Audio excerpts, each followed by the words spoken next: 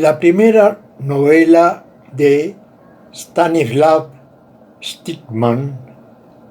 publicada en Francia en 1942, fue L'Assassin habite au 20, que ha sido adaptada al cine en dos oportunidades. La primera por el famoso director francés Henri-Georges Clouzot, y luego la argentina La muerte camina en la lluvia, 1948. El director Carlos Hugo Christensen, que fue dueño de una caligrafía cinematográfica llena de matices y una clara inspiración en el mejor sentido europeo de género, quien en este film contó con dos factores claves a su favor: una astuta fragmentación del guión y una fotografía a cámara de Alfredo Traverso. Para el cine argentino de la década fue el tiempo de la consolidación de su industria, que definió un cine con peso internacional. Después del furor del tango y la herencia gauchesca,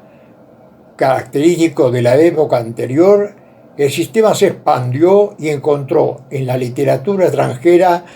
una fuente inagotable de historias que fueron apropiaciones para nuestra cinematografía. En esos años también emergió como un sello Carlos Hugo Christensen, artífice del film noir autóctono, prodigio de la concepción dramática de la puesta en escena y la fotografía de Alfredo Traverso, del cual puedo agregar, sino referirme a la lista de sus películas en que intervino, pero con el sentido de justificar su elección fue la calidad fotográfica vista en los films que participó, pero sobre todo en aquellos que a su vez forman parte de la historia destacada de la década y que constan como hitos de una historia cinematográfica. En el caso de La muerte camina en la lluvia, también avala su elección como director de fotografía y cámara, que fue elegido por Christensen desde sus películas anteriores y obviamente posteriores, formando una dupla. Y digo dupla porque la fotografía en el blanco-negro y para el film noir la decisión es conjunta. El cine se distinguió de la pintura no solo a través del movimiento, sino con las distintas variaciones del encuadre, es decir, con los movimientos de la cámara harían del espacio de la representación cinematográfica un lugar en apariencia ilimitado. Y esto hará como posible el acercamiento de la cámara al rostro del actuante, hasta un close-up constitutivamente separado de todo contexto debido a la posibilidad de engarzarse con cualquier imagen anterior o posterior. La ruptura del plano cuadro será clave también en la relación film-espectador, que será de mucho más estrecha, permitiendo al público experimentar la acción en primera persona gracias al uso de planos subjetivos. Es decir, una capacidad para ser introducido con total libertad en el relato, que se derivará en una utilización del primer plano como elemento introductorio de los personajes, y además es utilizado cuando se requiere transmitir la reacción facial más mínima. Cuando Alfredo Traverso, como director de fotografía y cámara, decide adoptar la iluminación del personaje a las necesidades del primer plano, limita las posibilidades de los actores, brindando al espectador una obra de arte más cercana y realista. Esta definición se hace necesaria porque se puede sorprender el espectador presente la excesiva muestra de los numerosos usos de las tomas en primer plano que solamente tratan de repetir todas las que registra el film. Las mismas se corresponden a dos situaciones. Primero por el principio o el final de un traveling o zoom, y la otra, más sorprendente, como un retrato o como una serie de varios retratos que constituyen la forma de resolver por medio de la compaginación la disyuntiva de un diálogo del guión.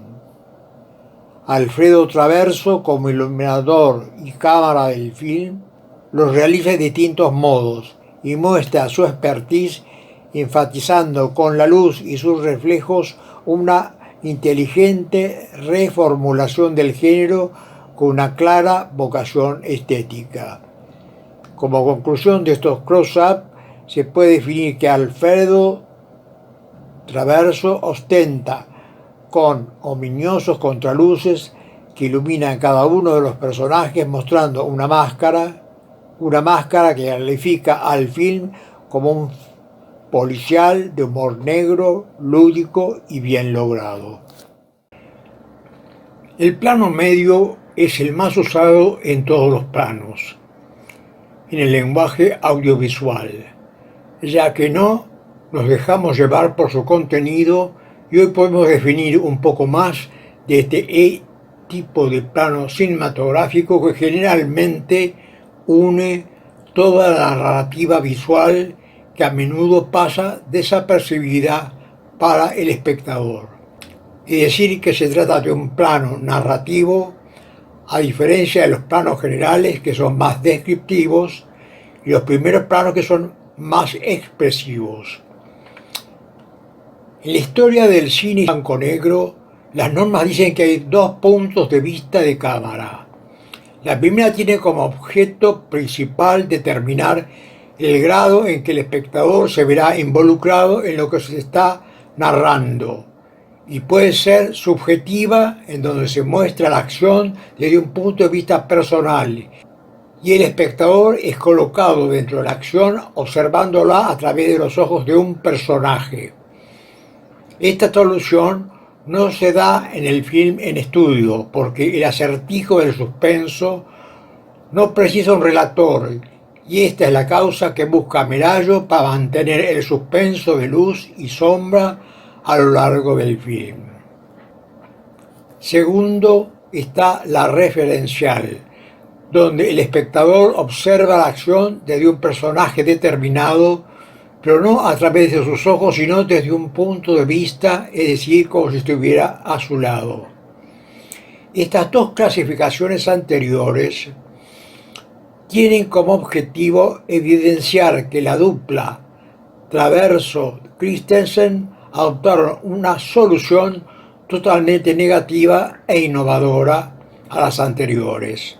útil para el cine negro y que podríamos clasificarla como una tercera vía que sería la objetiva, es decir, cada personaje puede ser la causa y el objetivo del suspenso. En definitiva, se muestra la acción a través de los ojos de un tercero u observador invisible. Son ángulos impersonales. Los personajes no aparecen conscientes de la cámara y nunca miran directamente al objetivo. Esta vista resulta ser la más utilizada en La muerte camina en la lluvia. Y vale la pena acotar que no son las secuencias repetidas de planos contra planos, porque se utiliza otro modo de expresión, por ejemplo, un actor perfilado y el otro frontal, una sucesión de tres actuantes puestos en profundidad de campo. No solo esta solución cambia y enriquece el juego de la luz, donde Traverso muestra su poder imaginativo, sino que el encuadre, al ser más abarcativo, impone objetos que intervienen complejizando la composición. Para Alfredo Traverso, la luz se materializa en los contrastes de sombras, de claros y oscuros, que pueden usarse de modo efectista o realista, porque ambos nos transmiten el significado de la imagen, expresando emociones espaciales diferenciando aspectos, creando ambientes, generando volúmenes, tanto usando la luz directa o difusa, tanto frontal como lateral. Con todos estos elementos, Traverso suaviza las sombras y crea imágenes planas como en los close-up, con una luz frontal que inunda todas las superficies visibles. Pero siendo este un film blanco-negro, también transmite abstracción, evoca minimalismo, tal vez una vieja émula y compromiso con el cine clásico antiguo. Pero el presente film, La muerte camina en la lluvia, esta situación cambia de una iluminación general dispersa con punto de luz puntual, o dirigida para mostrar una sombra, como si fuera un efecto de la escenografía, o bien anticipando el claroscuro de las escenas que retienen para sí la magia de la revelación que la historia esconde, o parte de la misma con que el espectador debe retener porque anticipan la solución final del enigma. Destaco estas secuencias porque su diferente juego luminotécnico, en la que Traverso se apoya en tonos extremos de la gama cercana al blanco o al negro, una situación que será parte del lenguaje fílmico posterior del cine noir, y en ese caso auxilia o dirige las expectativas del espectador para resolver el enigma que este tipo de género incluye. La segunda, y como por premonición, transforma la actualidad estética en las secuencias generales exteriores donde naturalmente el registro de la lluvia, naturalmente ya preanunciada, y de atmósferas brumosas logradas por el uso de lentes y evitando las luces puntuales y movimientos de una cámara que se esconde. Finalmente quiero destacar esta secuencia que pone en juego el doble movimiento, la cámara pasando por dos situaciones del melodrama, antes y después de una muerte, y sitúa al asesino o los asesinos viviendo en la misma pensión. Es, a mi parecer, un complejo y activo encuadre donde la significación de la imagen lleva al espectador por el camino de entrar en el sustrato de la trama, y Traverso pasa a distintos modos de la gama media, se esconde en el negro y finalmente se abre a una perspectiva usando una gama alta de grises.